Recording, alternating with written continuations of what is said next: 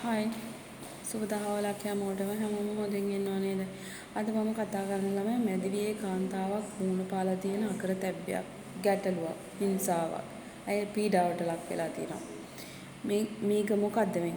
මැදිවියේ පිරිමියෙක් වුණාම තේරුම් ගන්න බැරි වයසකත් නෙවෙයි. ඒක නිසා මේක මෙහෙම කිව්වට කමන්නේ.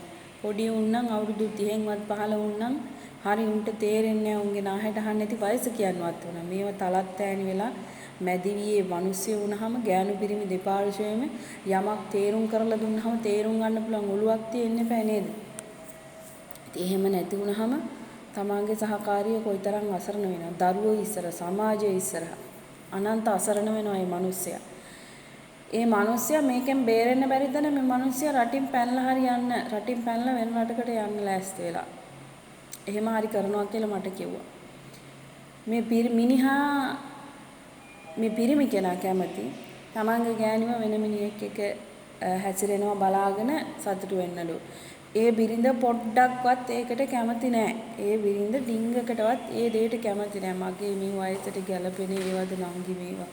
අනේ මගේ දරුවන්ට ආරංචි වුණොත් මං හොඳ ව්‍යාපාරයක් කරන මිනිස්සෙක් මගේ බිස්නස් ක්ලාර්ක්ලාට කියන්නේ එයාගේ බිස්නස් පාර්ට්නර්ලාට මේ දේවල් දැනගන්නොත් මං සමාජෙට මුහුණ දෙන්නේ කොහොමද නංගි? අනේ නංගි උදේ හවා පුදුම ගින්දරකින් මම ඇවිලෙනවා නංගි මේ ගැටලුව හින්දා යන්න පුළුවන් තරම් ડોක්ටර්ස්ලා හම්බුණා. පුළුවන් තරම් කවුන්සලර්ස්ලා හම්බුණා. ඒ වුණත් මට වැඩක් උනේ නෑ. ඒගොල්ලන් හම්බ වෙලා ඒගොල්ලන්ගේ උපදෙස් දෙන වෙලාවට ඒගොල්ලන් ගෙවල් වලට ඇවිල්ලා උපදෙස් දෙනකොට හැම දෙයකටම මගේ මහත්තයා හොඳයි ඔව් කියලා පිළි අරගෙන එයාලා ගෙදරින් යනකම් ඉඳලා එයා හැසිරෙන්නෙම අමුතු මිනිස්සෙක් විදියට. මට තියෙන එකම බය මගේ දරුවෝ රට රාජ්‍යවල ඉන්නේ. මට හොඳ බිස්නස් එකක් තියෙනවා. එතකොට මම සමාජයට යම් දෙයක් කරන කාන්තාවක් මම කොහොමද නංගි මේ දේවල් එළියට ආරංචි වුණොත් සමාජයට මූණ දෙන්නේ. මම ඒ බීතියෙන් සෑහෙන්න පසුතැවෙනවා නංගි මට ඒක ලොකු බයක්.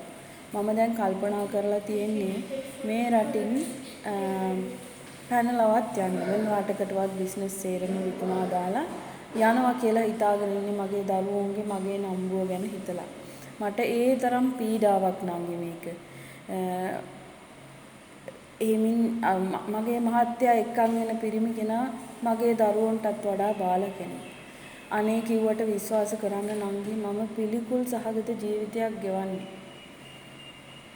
ඒ හස්බන්ඩ් එක් කරගෙන ඉන කොළු ගැටයා ඒ කාන්තාවට එවලා තියෙන මැසේජ් මට එවලා තිබුණා ඒව බලන්න මට හිරිකිතයි අම්මපා. කිව්වට විශ්වාස කරපළා. අන්න ඒව මිනිස්සු ඉන්නේ. එහෙම අහිංසක ගෑනු හිංසාවට පීඩාවට පත් කරන මිනිස්සු පිරිමි මේ සමාජයේ ඉන්නේ බා. අවංකවම කියනවනම්. ඇයි එහෙම? එතකොට ඒ මැදිවියේ කාන්තාවට ඒ වයස්වලට මිනිස්සුන්ට දරා ගන්න පුළුවන් සීමාවල් තියෙනවා. ඇය බොහෝම ලැජ්ජාවකින් මිරිකිලා පුදුම අපහසුතාවයකට පත් වෙලා ඉන්නවා කියන එක ඇයගේ ඒ සංවාදයත් එක්ක ඒ කන්වර්සේෂන් එකත් එක්ක මට තේරිච්ච මට වැටහිච්ච දේ තමයි ඒක. ඇයි බං මේ මිනිස්සු මෙහෙම?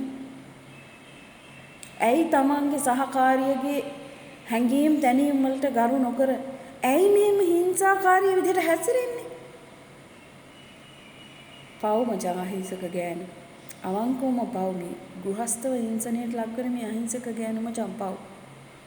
උඹලත් නොදනවා වුණාට උඹත් මෙන්න මේ වගේ පිරිමියෙක් නම් මචං මතක තියාගනින් උඹේ ගෑණි උඹත් එක්ක වැඩි දවසක් ඉන්නේ නැහැ. ඕක තමයි ඇත්ත.